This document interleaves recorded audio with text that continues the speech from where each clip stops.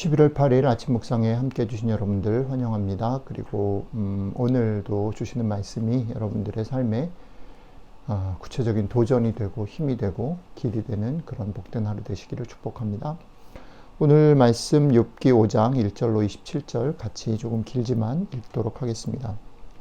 너는 부르짖어 보라. 내게 응답할 자가 있겠느냐? 거룩한 자 중에 네가 누구에게로 향하겠느냐? 분노가 미련한 자를 죽이고 시기가 어리석은 자를 멸하느니라. 내가 미련한 자가 뿌리 내리는 것을 보고 그의 집을 당장에 저주하였노라. 그의 자식들은 구원에서 멀고 성문에서 억눌리나 구하는 자가 없으며 그가 추수한 것은 줄인 자가 먹되 덫에 걸린 것도 빼앗으며 올무가 그의 재산을 향하여 입을 벌리느니라. 재난은 티끌에서 일어나는 것이 아니며 고생은 흙에서 나는 것이 아니니라. 사람은 고생을 위하여 났으니 불꽃이 위로 날아가는 것 같으니라. 나라면 하나님을 찾겠고 내 일을 하나님께 의탁하리라. 하나님은 헤아릴 수 없이 큰 일을 행하시며 기이한 일을 셀 수 없이 행하시나니 비를 땅에 내리시고 물을 밭에 보내시며 낮은 자를 높이 드시고 애곡하는 자를 일으키사 구원에 이르게 하시느니라.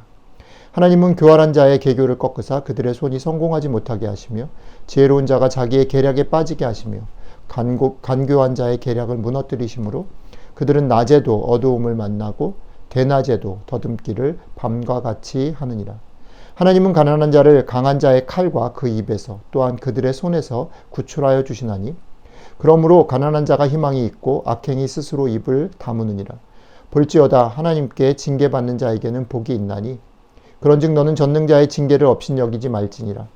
하나님은 아프게 하시다가 싸매시며 상하게 하시다가 그의 손으로 고치시나니 6가지 환난에서 너를 구원하시며 7가지 환난이라도 그 재앙이 너에게 미치지 않게 하시며 기근 때의 죽음에서 전쟁 때의 칼의 위협에서 너를 구원하실 터인즉 네가 혀의 채찍을 피하여 숨을 수가 있고 멸망이 올 때에도 두려워하지 아니할 것이라. 너는 멸망과 기근을 비웃으며 들짐승을 두려워하지 말라. 들에 있는 돌이 너와 언약을 맺겠고 들짐승이 너와 화목하게 살 것이니라.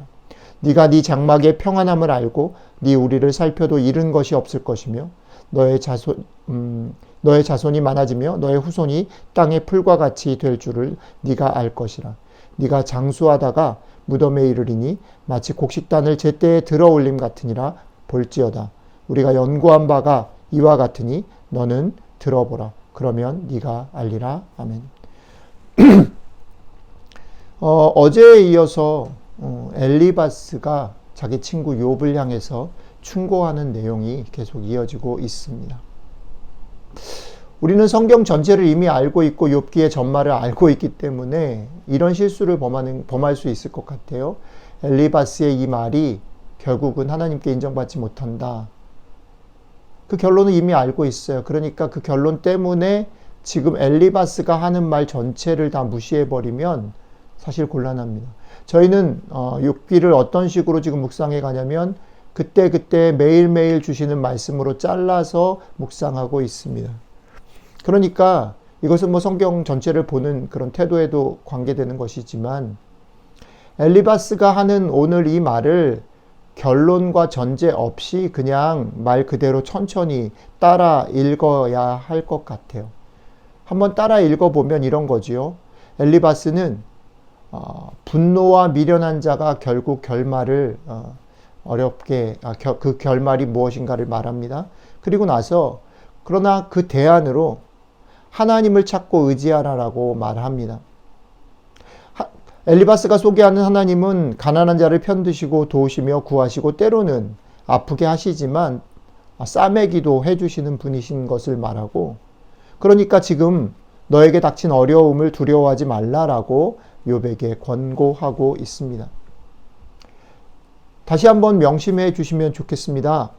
엘리바스가 틀렸다라는 결론을 생각하지 말고 엘리바스가 전하는 말을 천천히 편견 없이 읽어가 보면 우리는 엘리바스가 말하는 말보다 더 성경적이고 신앙적인 말을 찾기 힘들 정도로 엘리바스의 말이 옳다라는 것을 인정할 수밖에 없습니다.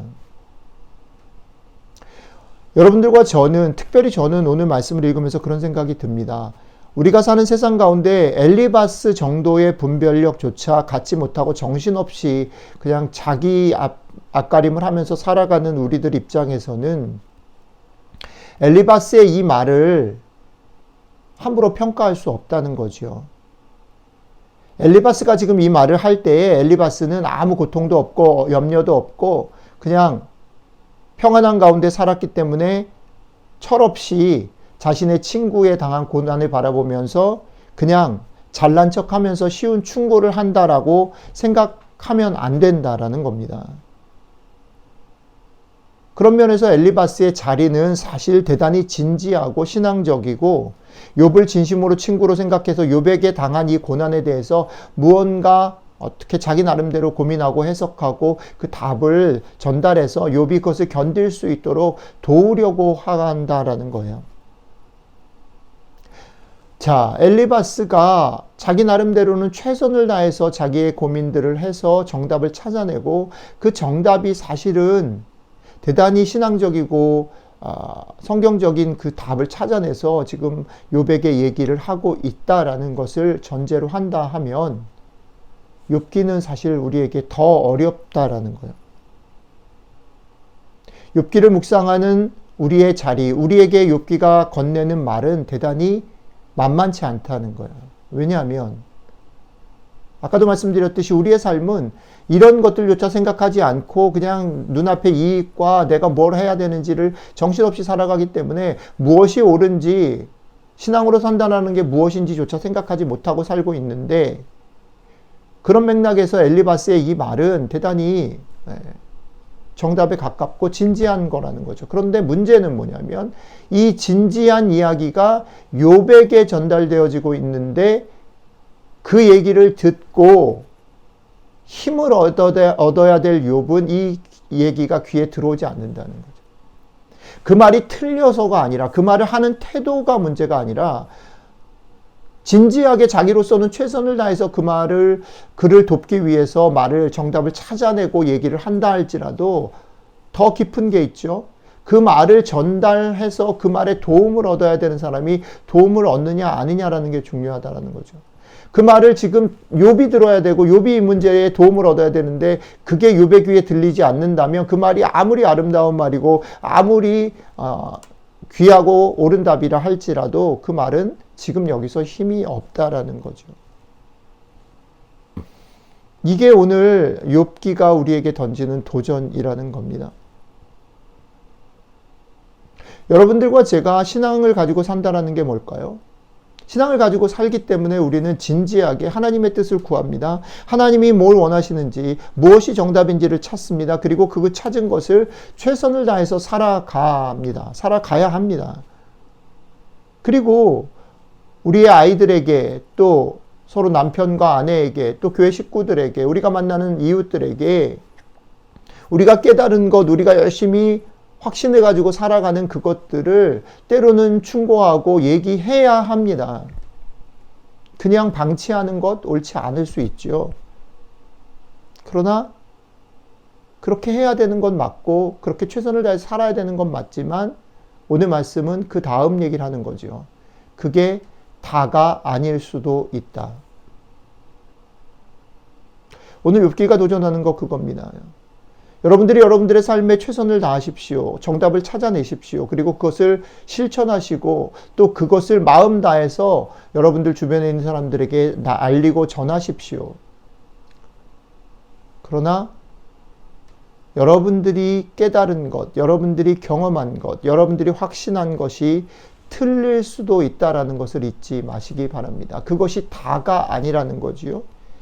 그러니까 더더군다나 여러분들이 어떤 말들을 할 때, 어떤 결정들을 내릴 때, 어떤 확신으로 누군가에게 조언할 때 한 번 더 살피고 한 번 더 두루두루 보고 내가 틀릴 수 있다라는 것을 내가 생각하는 생각에 갇혀 있을 수 있다라는 것을 받아들이셔야 합니다. 목표는 무엇이냐면 옳음을 증명하거나 내가 맞다라는 것을 확인하는 것이 아니라 이 문제를 해결하고 그 사람을 돕고 그 사람이 도움을 얻고 이것으로 그 어려움 가운데서 힘을 얻거나 그 어려움을 헤쳐나갈 수 있게 하는 것, 거기가 목표죠.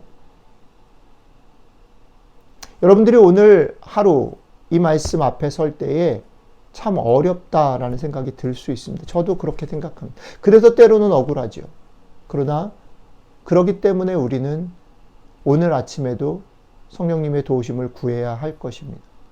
여러분, 그러나 정반대로 이렇게는 생각하지 마십시오. 그러니까 그리스도인들은 항상 손해봐야 하고 항상 양보해야 하고 뭐든지 예 해야 한다라고 생각하지 마십시오. 그 말하고는 다릅니다. 그렇지 않습니다. 옳은 소리를 해야 합니다. 따져야 합니다. 물어야 합니다. 그리고 그 말을 진심으로 나누어야 합니다. 그러나 그것과 나를 증명해내는 일과 문제를 푸는 것의 차이가 있음을 깨닫고 성령님의 지혜와 성령님의 깨달음을 통해서 그것을 분별해내고 항상 맞춰서 정말로 문제를 해결하기 위해서 그 사람을 돕기 위해서 예민하게 우리 자신을 돌아볼 수 있어야 한다는 것. 오늘 여러분들의 삶에 성령님께서 함께 하시고 도우시고 지혜를 주심으로 그런 일들이 일어나는 쉽진 않지만 그 길로 걸어가는 하루가 되시기를 주님의 이름으로 축복합니다. 기도하겠습니다. 예, 주님, 신앙으로 산다라는 일이 결코 쉽지 않은 것을 또 한번 고백합니다.